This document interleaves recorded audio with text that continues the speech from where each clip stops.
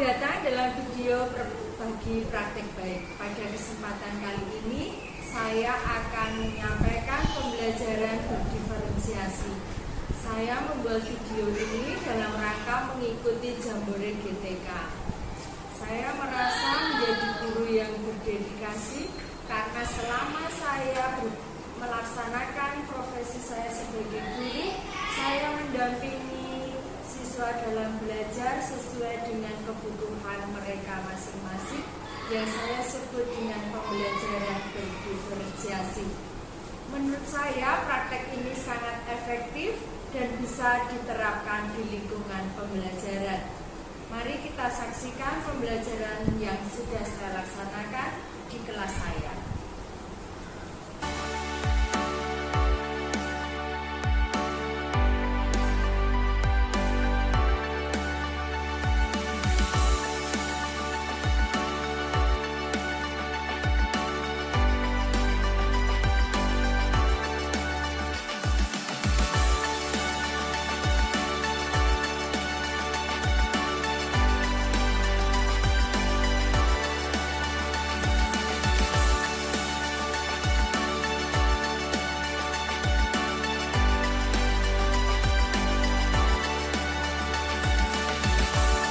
Jadi ya mengamati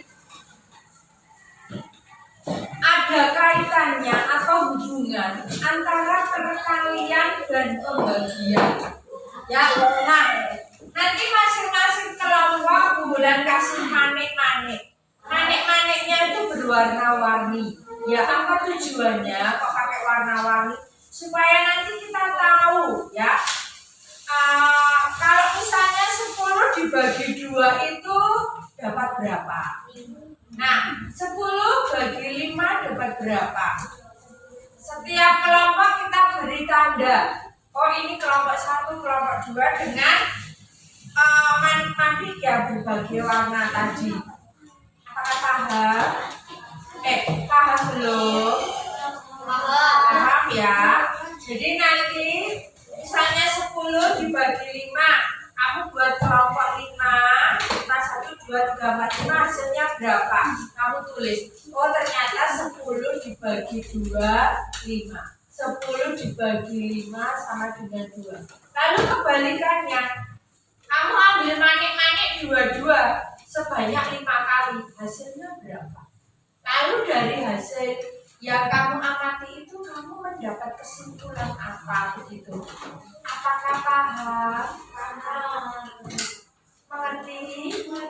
Baik, kita coba ya.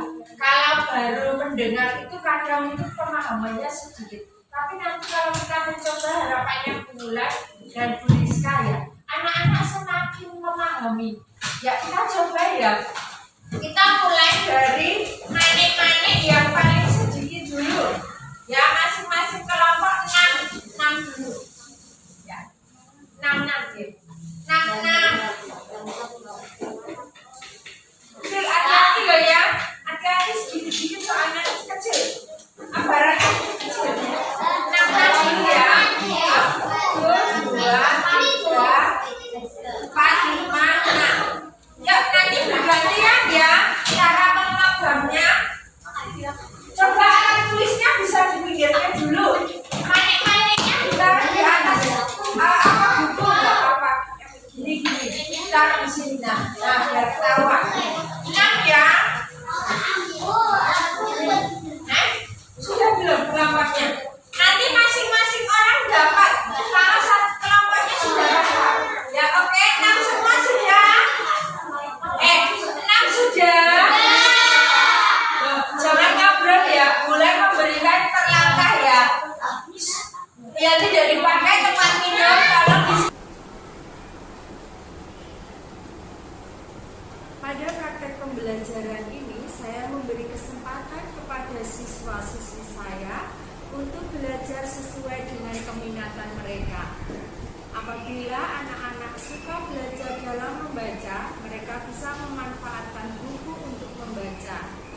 Ada beberapa siswa yang lebih tertarik menggunakan media pembelajaran, mereka bisa menggunakan video pembelajaran.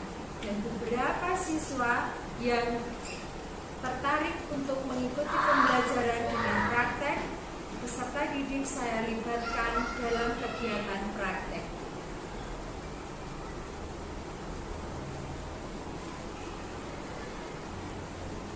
Langkah-langkah yang saya lakukan dalam melaksanakan kegiatan pembelajaran, yang pertama, peserta didik saya bagi dalam kelompok yang sangat heterogen, yang berbeda kemampuannya, sehingga mereka sangat bisa mendukung dalam kegiatan pembelajaran. Ada yang memiliki kelebihan dalam belajar, mereka bisa berbagi bersama dengan teman-temannya. Ketika mereka bisa menguasai dalam kelompok, mereka diberi kesempatan untuk melaksanakan kuis. Ketika melaksanakan kuis ini, anak-anak bisa berkompetisi secara sehat.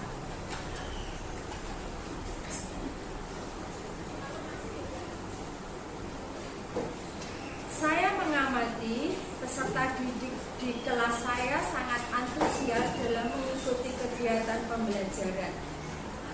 Mereka juga bisa berkolaborasi dengan teman sekelompok, bisa saling berbagi pengetahuan. Dan yang terpenting, mereka bisa bertumbuh dalam pengetahuan dan dalam kegiatan sosial.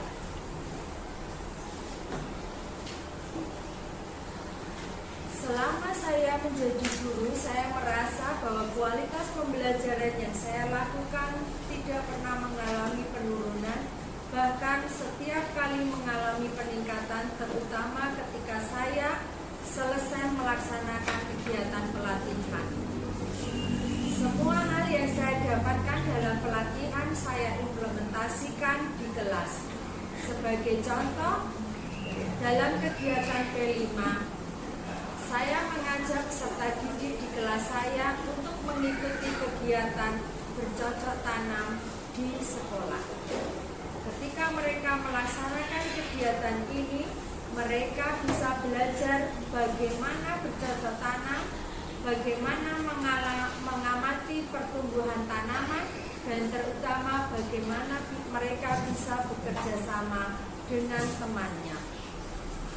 Hal-hal yang membuat saya sulit dalam melaksanakan profesi saya, ketika saya mendapatkan pengalaman baru dan harus segera mengimplementasikan di kelas saya. Saya kadang merasa kurang tepat atau kurang sesuai mengimplementasikan materi yang saya dapatkan dalam pelatihan. Hal yang mendukung saya ketika saya mengimplementasikan hal baru yang saya dapatkan, peserta didik di kelas saya selalu mendukung apapun yang saya laksanakan di kelas. Semoga hal yang saya sampaikan ini bisa menginspirasi teman-teman semua. Sekian, tetap semangat.